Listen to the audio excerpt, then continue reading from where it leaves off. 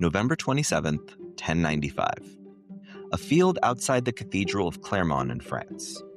Too many people came to fit inside, so they're standing outside in the cold, waiting for a 60-year-old French pope named Urban II to speak. He's 7 years into a papacy he spent mostly on the road.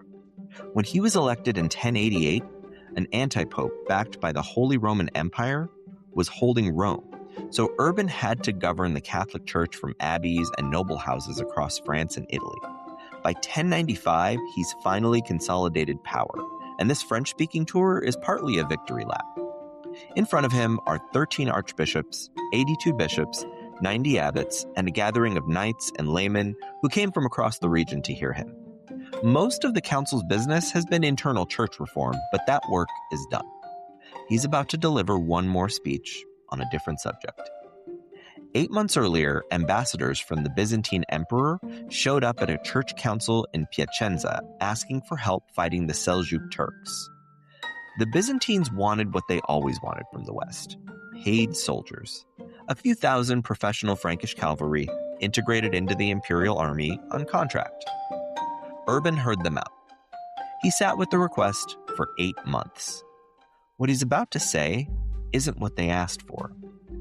He tells the audience that their Christian brothers in the East are suffering under a barbaric race of Persians, that God has chosen the Franks for a holy purpose, and that anyone who takes up the cross and fights to free the Holy Land will receive remission of every sin they've ever committed.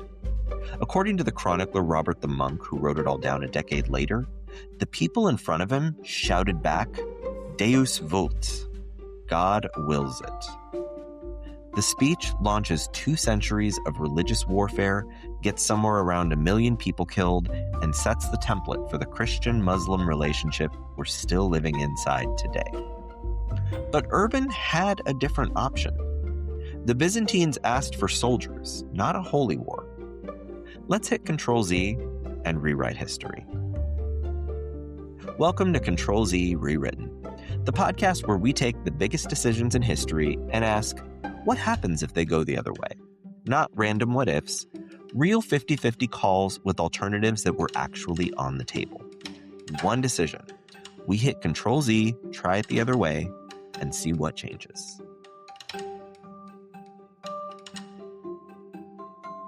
Urban's choice was a choice.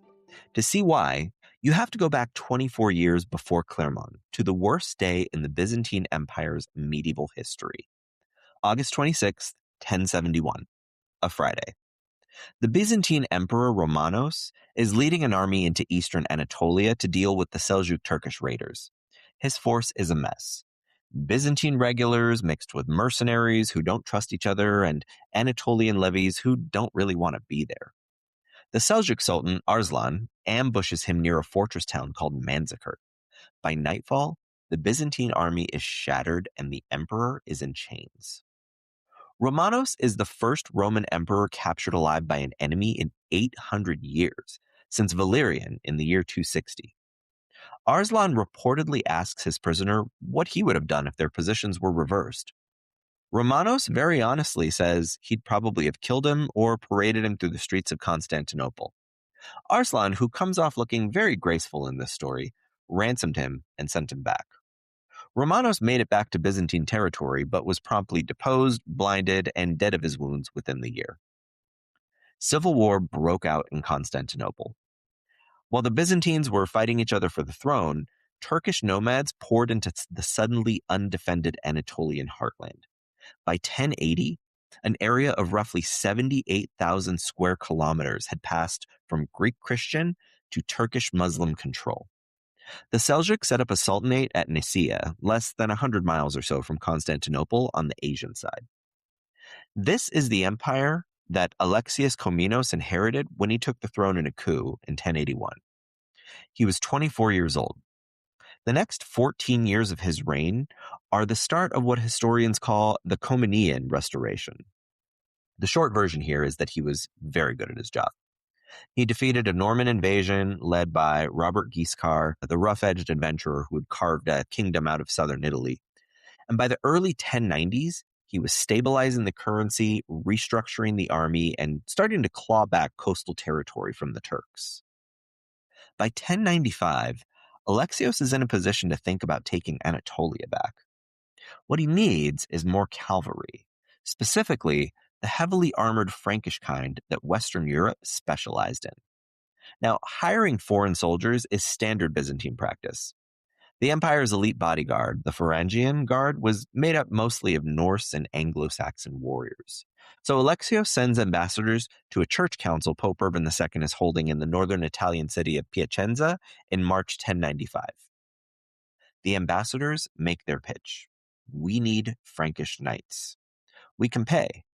The chronicler, Bernold of Constans, reports that Urban was sympathetic and even induced some of the audience to swear they'd go to Constantinople to help the emperor. Urban himself matters here. Born Odo of Châtillon around 1035 in Champagne.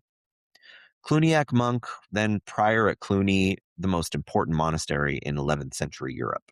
The Cluniac movement was the engine of church reform in this period. Anti-corruption, pro-celibacy, focused on getting secular rulers out of the business of appointing bishops. Pope Gregory VII pulled Odo to Rome and made him Cardinal Bishop of Ostia around 1080. When Gregory died, the papacy went through a brief succession crisis, and then Odo was elected pope in March 1088 and took the name Urban II. When the Byzantine ambassadors made their request, Urban was looking at it as someone who had just spent half a decade fighting for legitimacy. He had a French audience that loved him. He had a network of Cluniac monks across Europe who would carry his message anywhere he wanted it carried. And he had 100 ways to respond to a request for mercenaries. He could have written letters to the Dukes of Normandy and Flanders, asking them to lend Alexios their younger sons in exchange for Byzantine gold, organized a small papal expedition under a single legate, or done what his predecessor Alexander II had been doing for decades and offered remission of sins to individual knights who took the contract. Quiet, professional, exactly what was asked for. He took 8 months and gave Europe something else. He called a council in Clermont, packed it with bishops, and on November 27, 1095, he stood in front of a crowd in an open field and told them God himself wanted them to march to Jerusalem. Now, we don't actually know what Urban said that day.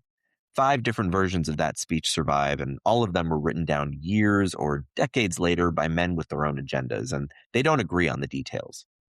What we do know for certain is that he offered something new. A plenary indulgence, full remission of sins for everyone who joined. Anyone who grew up Catholic understands what plenary indulgence is. This was the first time in church history a pope had done that. He set an official departure date of August 15th, 1096, the Feast of the Assumption, and appointed a French bishop named Adhemar of Le Puy as the expedition's papal legate. What we know mattered most is that he badly miscalculated the response. Urban probably expected a few thousand knights, the kind of force that could plausibly help Alexios. He got something between 60,000 and 100,000 people taking up the cross. Knights, peasants, women, children, criminals, mystics, the sick, the desperate.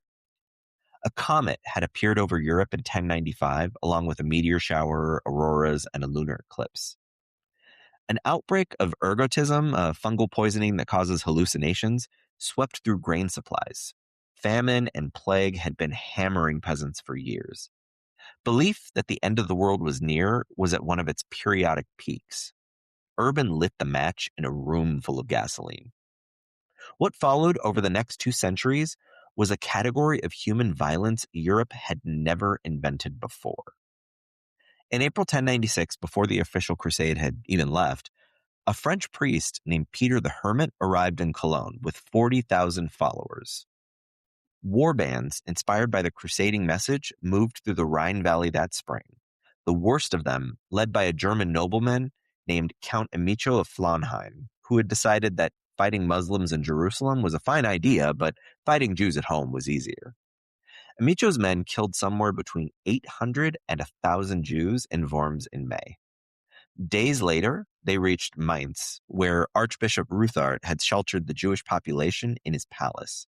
The mob overran the palace. Some of the archbishop's own men reportedly handed Jews over. The chief rabbi committed suicide rather than face conversion. A Jewish woman whose name doesn't survive killed her own children rather than let crusaders take them. The death toll from the Rhineland massacres of 1096 has been estimated at anywhere from 2,000 to 12,000 Jews. The historian Edward Flannery's estimate is that 10,000 were killed between January and July, roughly a quarter to a third of the entire Jewish population of Germany and northern France. The historian Arno Mayer, in his study of the Holocaust, called the events of 1096 a fatal poison deposited in the European psyche. The path forward from the Rhineland is direct. Blood libel accusations begin in England in 1144. Jews are expelled from England in 1290, from France in 1306, and then again in 1394, and then from Spain in 1492. The Black Death, or bubonic plague, is blamed on Jews, and entire communities are massacred across Europe in 1348 and 1349. The pattern set by Amico's men keeps reproducing itself for the next 8 centuries. The official First Crusade departed in stages through the summer and fall of 1096. 4 major contingents led by some of the most ambitious nobles in Europe: Godfrey of Bouillon, Bohemond of Toronto, Raymond of Toulouse, and Baldwin of Boulogne. They captured Nicaea in June 1097 and handed it back to Alexios per their oath. They fought off a Seljuk relief force at Dorylaeum the following month. They besieged Antioch for almost 8 months and took it on June 3rd, 1098. They reached Jerusalem on June 7th, 1099, with 1,300 knights and 12,000 infantry remaining of the army that had left Europe 3 years earlier. They built siege engines from wood scavenged out of caves, fought their way over the walls on July 15th, and slaughtered most of the Muslim and Jewish population of Jerusalem. The Crusader chronicler Raymond of Aguilera wrote that men rode through blood up to the knees of their horses, which is geometrically impossible, but tells you something about the energy of what happened. Pope Urban II died on July 29th, 1099, 2 weeks after Jerusalem fell. The news hadn't reached Rome yet. He never knew his crusade had succeeded.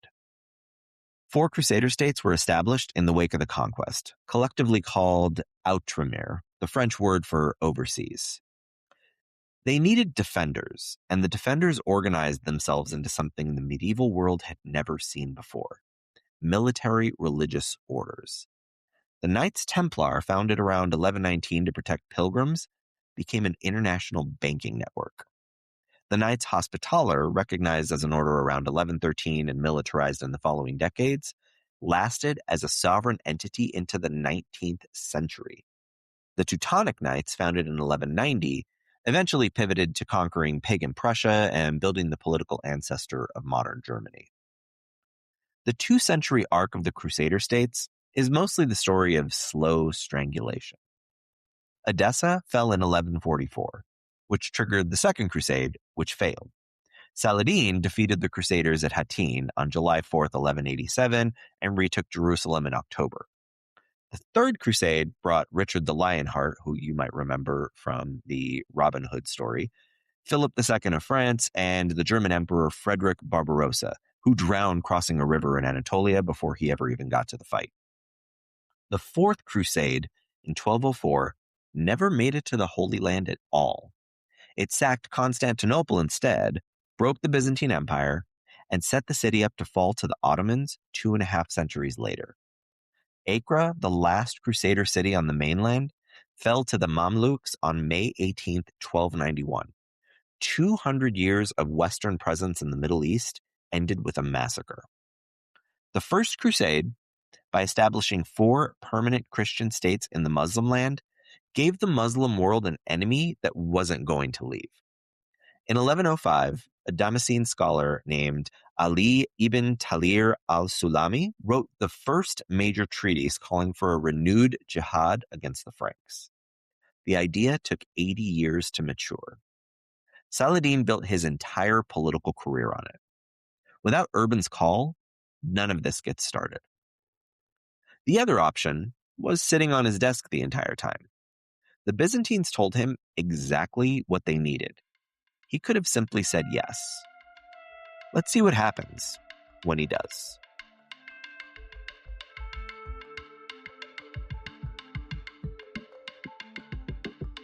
Let's move into the alternate timeline.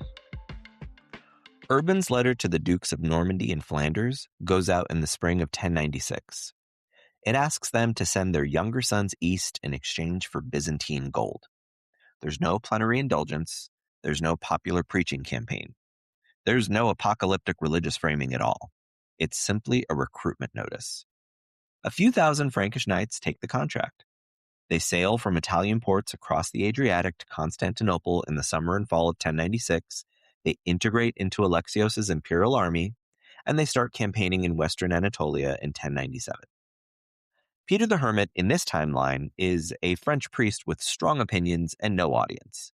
There's no crusade for him to attach himself to. He preaches in the villages around Amiens, attracts a small local following, and dies in obscurity in some monastery a decade later, his name preserved only in the regional church records. Count Amico of Flonhem never raises an army. Without the religious frame Urban handed him in our timeline, his violent inclinations have nowhere to organize themselves. He stays in his castle in the Rhineland, picking fights with neighboring lords over land and tolls. The Jewish communities of Speyer, Worms, Mainz, and Cologne wake up in the spring of 1096 and go to work. Archbishop Ruthard of Mainz is not asked to shelter anyone. The chief rabbi, who is a respected scholar and a wealthy man, lives out his old age writing commentary on Jewish law. The Hebrew chronicles of Solomon bar Simson and Eleazar bar Nathan, which preserve the memory of what happened in our timeline, don't get written because nothing happened. Now, unfortunately, European hatred of Jews still exists. Jews had been periodically attacked, expelled, and forced to convert in earlier centuries, and individual acts of violence do continue. But what doesn't happen is the mass form.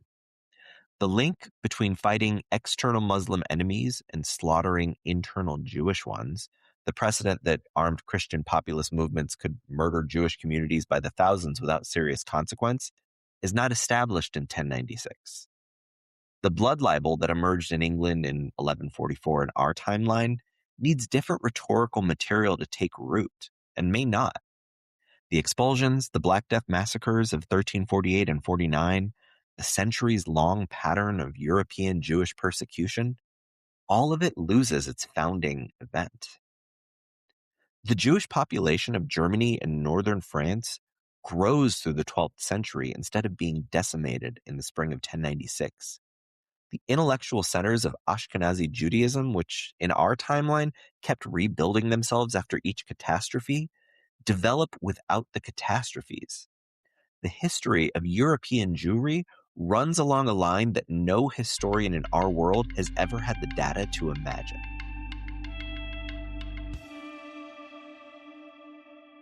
In our Control-Z timeline, Alexios gets exactly what he asked for and uses it well. The Frankish heavy cavalry he hired in 1096 fights for him under Byzantine command. They help him push the Sultanate of Rum back from the Sea of Marmara. They participate in the recovery of Nicaea in 1097, just as the Crusaders did in our timeline, except this time there's no oath dispute afterwards, because the knights are imperial employees and the city was always going to be Byzantine. By 1100, Alexios has retaken most of western Anatolia, and by 1110, he's pushed the Turks back to the central plateau. The Comnenian Restoration runs further than it did in our world. Alexios dies in 1118, having recovered more territory than he lost. His son, John Comenius, who in our timeline was an excellent emperor in his own right, inherits a stronger empire and continues the Anatolian reconquest. By the middle of the 12th century, the Byzantine Empire holds the Anatolian coast and most of the interior, with a Turkish rump state in the east. There are no Crusader states in the Levant because the West never planted any. Jerusalem stays under the management of the Caliphate of Egypt, which in our timeline took it from the Seljuks in 1098 and held it for 1 year before losing it to the Crusaders. In this timeline, The Fatimids hold onto it for the next century, slowly losing ground to internal Shia-Sunni disputes and eventually falling to a Sunni revival movement out of Syria in the late 12th century. Christian pilgrims continue to visit. They continue to pay the standard tolls that Muslim governments had been collecting from pilgrims for 4 centuries. The Templars and Hospitallers don't exist as institutions. There are no crusader states for military religious orders to defend, so the orders never form. Philip IV of France doesn't destroy the Templars in 1307 because there are no Templars to destroy. The financial conspiracy theories that have grown up around their suppression and their supposed treasure don't have the historical hook to grow on. On a smaller element, the Assassin's Creed video games probably also don't exist. That's sad for a lot of us. The Sunni Muslim world stays politically fragmented. The Abbasid Caliphate in Baghdad continues as a figurehead under Seljuk Turkish military domination. The Fatimid Caliphate in Cairo continues as a Shia counterweight. The Sunni-Shia split between Baghdad and Cairo stays the dominant Muslim fault line. Egypt and Syria don't unify under a single ruler who frames his career as defense against Western invasion. Saladin, born into Crete around 1137, grows up to be a competent regional commander in some Kurdish army and dies an officer. But without Saladin, the Ayyubid dynasty never forms. And without the Ayyubids, the Mamluk Sultanate that emerges from the Ayyubid wreckage in the 13th century never forms in the same way because, again, that wreckage doesn't exist. The political map of the medieval Middle East is unrecognizable from ours. The Fourth Crusade, the disaster that broke Byzantium in the timeline, never happens. There's no institutional infrastructure of crusading for Pope Innocent III to call on in 1198. There's no Venetian financial system built around moving crusader armies. The blind 90-year-old Doge Enrico Dandolo, who in our timeline diverted the Fourth Crusade to attack first Catholic Hungary and then Christian Constantinople, just runs Venice as a wealthy maritime republic until he dies. The 4 bronze horses on top of St. Mark's Basilica in Venice today, which were looted from the Hippodrome of Constantinople in 1204, stay in Constantinople. Constantinople is not sacked in 1204. The Latin Empire never exists. The Byzantine Empire is not partitioned. The Hagia Sophia is not desecrated. The Greek Orthodox Roman Catholic schism, which had become formal in 1054 but was still seen as bridgeable in 1095, doesn't get cemented by Western atrocity.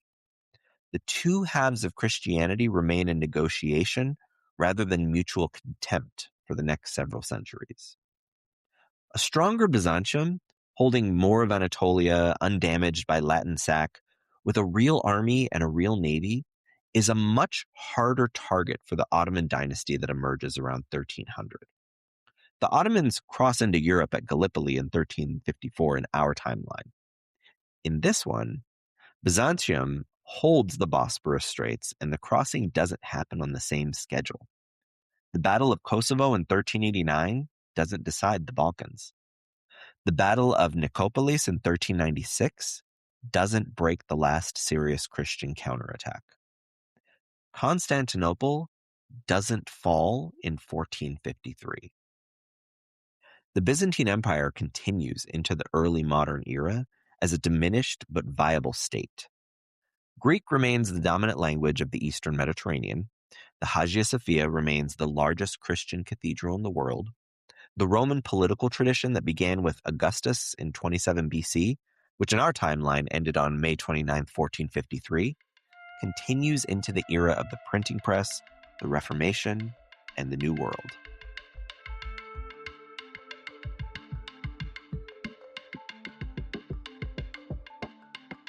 Strip out 200 years of crusading, the destruction of Byzantium, and the rise of an Islamic Mediterranean centered on Constantinople as Istanbul, and the rest of European history rearranges. The Italian commercial revolution slows down. Venice, Genoa, and Pisa were already powerful before 1095.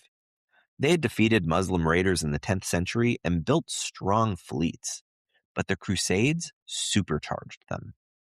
Without the 2-century pump of Crusader armies needing transportation and Crusader colonies needing supplies, the Italian commercial revolution still happens because these were already commercial cities, but it happens smaller and slower. The Venetians don't end up running the Black Sea trade. The Riccardi of Lucca, the Peruzzi of Florence, they develop their banking innovations on a different timeline. The Renaissance also happens later and takes a different shape.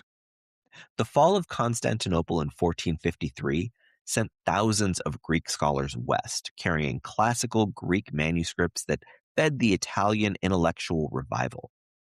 Italian wealth from crusading commerce paid for the Renaissance to flower in Florence and Venice and Rome. In this timeline, though, Constantinople is still standing as the home of Greek learning, and the Italian cities are wealthy, but not as wealthy. The European cultural rebirth, when it comes, runs through different institutions and probably different cities. Leonardo da Vinci, born in 1452, grows up in a very different Florence. The Reconquista runs on its own track. Spanish reconquest of Al-Andalus was already underway before 1095. Toledo had fallen to Alfonso VI of Leon and Castile in 1085. Pope Alexander II had been offering remissions of sins to Iberian fighters since the 1060s. Without the First Crusade as the dominant project of papal energy, the Iberian campaign moves to the front burner. Granada falls earlier than 1492. Columbus, born in Genoa in 1451, looks for a different patron when he wants to sail west, and finds one on a very different schedule. The Northern Crusades against the pagan Baltic peoples don't happen on the same template because Urban hasn't established the template. The Albigensian Crusade against the Cathars of southern France in the early 13th century, which killed somewhere between 200,000 and 1 million people, doesn't have a precedent for popes calling armed expeditions against fellow Christians. Hussite wars in 15th century Bohemia, which broke the medieval Catholic Church's monopoly on European Christianity and prefigured the Protestant Reformation, develops on a different basis or not at all. The civilizational narrative doesn't exist. The word crusader in Arabic, salibi, crossbearer, carries no weight in 21st century political rhetoric because there were no crusaders. Osama bin Laden's 1998 declaration of war against America doesn't title itself the World Islamic Front Against Jews and Crusaders because the rhetorical category doesn't exist. George W. Bush doesn't have to walk back the word crusade in September 2001 because the word means what it meant in 1095, a Latin verb meaning to mark with a cross. The Greek Orthodox Church, which lost most of its physical infrastructure when Constantinople fell in 1453, remains the dominant Christian institution of the Eastern Mediterranean. Russia's claim to the title of Third Rome, which Moscow took up after Constantinople fell, doesn't have the same opening to develop. The religious geography of Eastern Europe and the Russian sphere changes shape. 200 years of religious war, dozens of follow-up crusades, the Templars, the Hospitallers, the sack of Constantinople, the slow death of Byzantium, the fall to the Ottomans, the Greek scholars fleeing west, the Renaissance, the printing press picking up Greek manuscripts to print, the European voyages of discovery that began in part as attempts to outflank the Ottoman-controlled trade routes to Asia.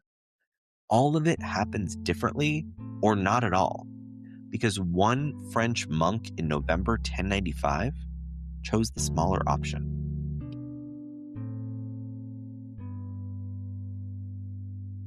Urban II had a small option sitting on his desk. A few thousand Frankish knights on contract. A diplomatic letter to the right Norman lords. The kind of administrative response a Cluniac monk who'd spent his career on Vatican business would have produced in his sleep. He chose the bigger thing. He invented the plenary indulgence. He told European peasants and knights that going to war for Christ would wipe their sins clean. He promised heaven to people who fought, and he made the promise without realizing the promise itself was a weapon he was loosing into the world. He died less than 4 years later, not knowing his army had succeeded, not knowing the same speech had killed roughly 10,000 Jews in the Rhineland in 1096, not knowing he'd set the template for 2 centuries of religious warfare, the destruction of the Eastern Roman Empire by its own Christian successors, and a civilizational wound between Christianity and Islam that is still not closed in 930 years. The Control-Z version is the version where the bureaucrat wins. Urban sends mercenaries, Alexios gets his cavalry, and the Byzantine recovery continues. The Jewish communities of the Rhineland live. The Crusader states never exist. Saladin grows old in obscurity, and Constantinople doesn't fall in 1453. The word crusade stays a Latin verb meaning to mark with a cross, instead of becoming the most loaded word in religious vocabulary of the next 1,000 years. That's the world the careful Pope would have made. We're in the one where a French monk in a French field decided that what the Byzantines really needed wasn't soldiers, but a holy war. The crowd shouted back, Deus vult. And 9.5 centuries later, we're still living with what God supposedly wanted that day. Decisions don't get do-overs, but on this show they do. If you like the show, please rate and subscribe wherever you happen to be listening. It helps other people find the show, and it helps me figure out whether people are actually enjoying it. Until next time, I'm Kevin Perez Allen. Thanks for hitting Control-Z with me.